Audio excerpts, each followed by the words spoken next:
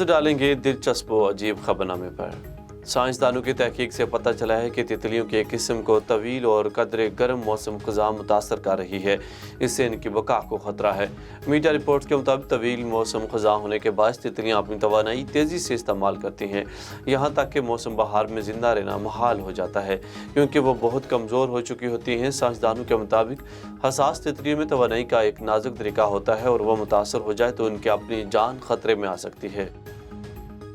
Netherlands और England के जराइल Sicily में जंग छिड़ी जो 300 साल से ज़ायद अरसा चली, लेकिन खून का एक कतरा तक ना बहा।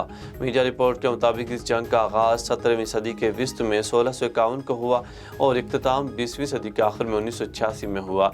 अमली तौर पर तो ये जंग सिर्फ चंद माह ही जारी रही, लेकिन दुनिया की तवील सी जंग बनने का दिलचस्प सबब यह है कि जब ब्रिटिश फ़ौज ने मैदानी जंग से वापसी का रुख्त सफ़र बांधा तो वह ऐलान जंग से रुजू करना, जंग के खात्मे का ऐलान भूल गए।